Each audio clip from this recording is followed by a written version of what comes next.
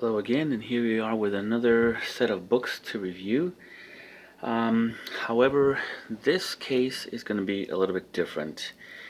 What I have is actually going to be four books regarding the Mexican Revolution, and so these I'm going to have to make like three videos on this.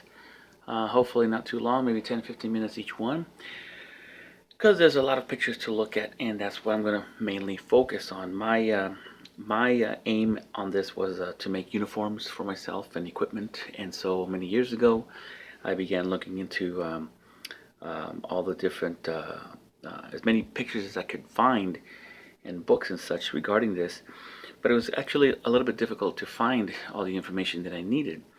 Um, Eventually, what I ended up finding were the names of the Mexican more known photographers of the times. I know there were some Americans also, but the books that I have here are basically going to be the Mexican side photographers that were published in these books. And looking at the equipment, I remember growing up always watching the movies in Western movies, and of course the American-made movies of the Mexican Revolution and the Mexican-made movies of the Mexican Revolution. And they tended to have one common uniform between the two. And that's, of course, I'm sure one that you recognize, which is the cavalrymen with the khaki clothing and um, um, the bandolier, not the bandolier, but the cartridge belt, particular cartridge belt with suspenders. And so for many years, I thought that was what they had back then. But I couldn't, as doing my research, I couldn't find any actual pictures of them wearing any of them. I mean, just for years and years and years, talking to my relatives in Mexico, they don't know too much about uniforms and equipment so much as it's just a revolution kind of a thing. It's like a big thing for them, but not so much like us here, where we're wow, let me see the uniform. Oh, let me see the bandolier. Oh, let me see the rifle. Um, Kind of different, looking at it from different points of view of interest, but even they couldn't help me. And as it turns out, that's because it was a bunch of BS. That particular cartridge belt with leather suspenders wasn't even used during the Mexican Revolution. That equipment came into play back in the 40s, and they also in the movies use another pattern of leather cartridge belts that was introduced in, I believe, 1923, according to one of my books. And I do have examples of that stuff, so that's going to be in video number three. So video one and two is going to be the books. And so for those of you who are interested in this kind of stuff, you want to make your own uniforms because nobody really makes that stuff. You want to make your own equipment because nobody makes that stuff. And it's kind of fun to make your own stuff, and that's what I do. I like to make my own stuff.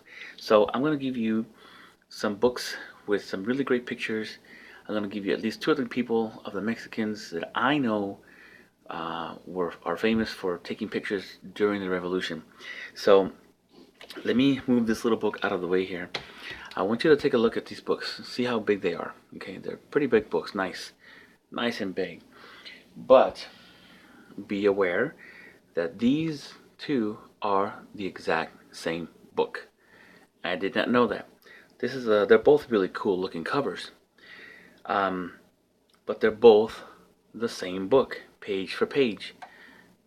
So don't buy both of them. Okay, just buy one or the other.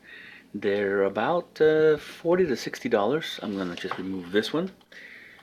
They're about $40 to $60, so they're not terribly expensive. And what's really nice about them is that they they have big pictures. As you can see, my hand it's a pretty big book, and the pictures are extremely high quality photographs that are in these books. If you can find the other one, that's fine. Remember, it's the same book. The Revolution segment of this book is only a certain section because this is more sort of like a from 1900 to 1940. So it doesn't just cover the Mexican Revolution. See, I hope you can see the quality of this picture. Two pages, but the quality is what's really, really important. And so it only covers the revolution in a certain time in this book, a certain segment of this book. But if you like all this stuff, and it is in English, of course, it is in English, but the pictures here are extremely, extremely good quality pictures. You won't be disappointed if you're looking for pictures of Mexico from this time period. You will not be disappointed. Fantastic, just beautiful. But like I said, my main interest was the equipment and uniforms. And as it turns out, some of the stuff that they had here.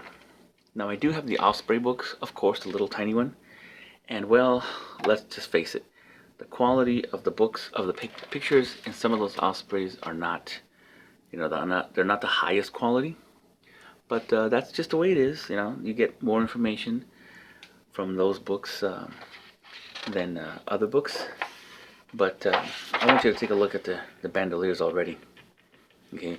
Because you definitely saw a lot more bandoliers like those or the other ones with the bullets sticking out than you did see of these individual looped bullets. And of course, these are the ones that in the movies, both American and Mexican movies about the revolution, always put them on the revolucionarios, right? The revolutionists. And this is kind of like the picture that you would see in the movies of these guys wearing these hats and leather leggings, which I do have some of those, and this color uniform. And you never see the rifle too much in the movies, but it is the Mexican Mauser that they would generally have, even though they did use everything and anything that they could get their hands on. Now here is a beautiful, beautiful picture of these bandoliers, which I'm pretty sure are German. I mean, this guy's got like two cross, and then another one here looks like this one here. These guys have crossed. He's got some other stuff, some other belts here. Now, this uniform here is more of a cotton twill, cotton drill, which the Osprey book does indicate. But of course, these pictures are much better, so never put down Osprey books because they do give you information. But like I said, the pictures are always the greatest quality, but you do get good information out of those books. The kepis, well, I just blew what I was going to say. The hats, extremely French, completely French, completely French. The infantry, according to the Osprey books, would be dark blue with red piping. In the French army, I believe dark blue with red piping signals artillery.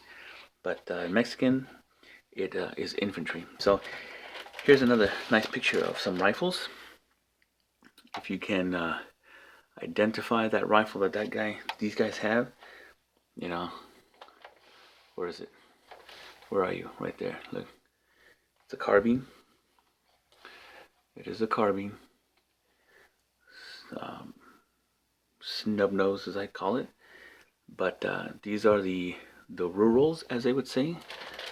The rurals. And they also had rolling blocks, Spanish 43 rolling blocks, and then of course they went to the 7mm rolling blocks. This guy's got the individual looped bandolier. This guy's got the stripper clip bandolier, and he's got a stripper clip over here bandolier. But again, you're not gonna see that cartridge belt that you saw in the movies. You're gonna see a lot of those, a lot of these, man. So when I kept finding them, once I actually ended up going to Google Mexico, which is Google MX, and that's really what you saw. See, he's got more over here. He's got these German-looking ones over here. But I wanted to show you something here that's kind of cool that you never really saw in. So this book is sort of like a history of Mexico at that time. So we're gonna, if high quality pictures again, high quality pictures. But I'm going to jump to something else that I wanted to show you that I thought was pretty cool. Again, regarding uniforms. And it's a uniform you don't really see, especially you don't see it in American movies. Who can recognize that gas mask, huh? Isn't it 1930s? Looks like it to me. Anyway, I wanted to show you this picture of these police officers. And take a look at this. You tell me if that doesn't look French to you, huh? Look at them shakos. Those are the same patterns that they wore in the American Revolution, which means what? Both these guys, Mexico and the American Revolution, got them from the French. They were the same. I think it was called the 62 pattern, 60 or 62. I forget sometimes. I have other pictures of that. But I mean, look at this kepi. They're kepi. They're French. Look at this. They're all French looking. You know, and these are not, as you can tell, if you can look at the material, if you hopefully are able to see the quality of the pictures, you can tell that these are not those cotton uniforms that you see them wearing in the movies on horseback. This is more of a cotton drill, a little bit thicker for like you would see the French do a lot of working. They would take off their nice looking uniform, their covers, coats, and then they would have these underneath. And look at these guys, double breasted. These guys are going to be wearing wool, dark blue wool, and the red pom-poms. So anyway, that's the picture that I wanted to show you. And I want to show you this other book here that I got in Columbus, New Mexico for about $12-13. You should definitely check that place out if you've never been there. This is the Women Soldiers. It is in English. It was written by Elena, I don't know how to say that, Poniatowska. Sounds Indian, like native New World. And they've got a lot of really nice pictures. Now the book, of course, is a lot smaller, but the pictures are still pretty decently good quality pictures. And I just want to thumb through it. Hopefully you're seeing the quality of pictures. You know, here's this cool guy right here. I like this picture a lot. There's an impression for you if you're a reenactor. Don't forget your sandals there, buddies. Don't forget your sandals. Got your kepi. Because all this stuff you can literally make yourself. It's not that difficult. You can make it yourself.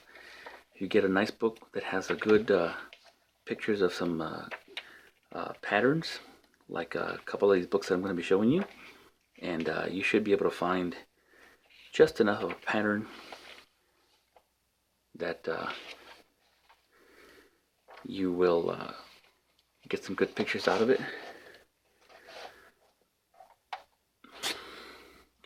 And you'll be able to make your own. Like I said, here's another cool picture that I like anyway.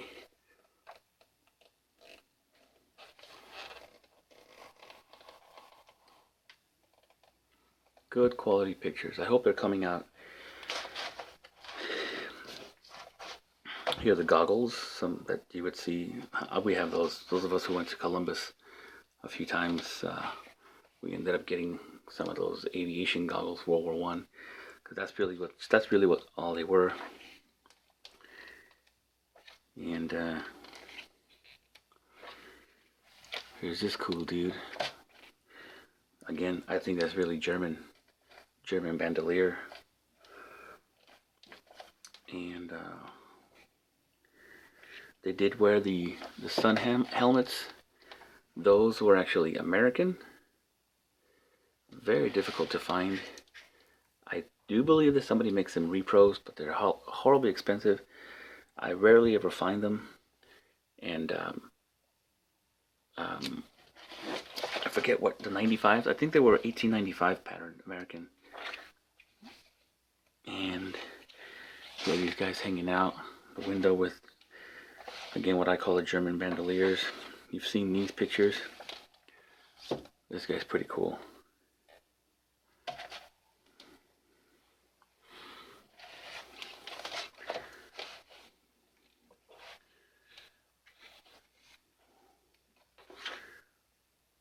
This looks like a pullover almost. Doesn't even look like a button down to the front. It's a pullover.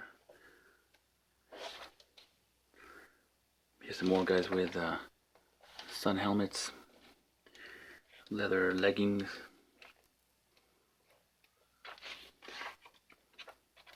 But in any case, if you like the pictures in these two books, you can see what they look like, and you can look for them if you're interested. Alright, so that ends number 1. Whew, I got 2 other books to show you, and something special at the end of that last video. And then on the third video, I guess I am going to go ahead and take out my Mexican stuff, some authentic, some repro that I made. So you can just take a look at that. Alright, so hopefully see you in the next 2 videos.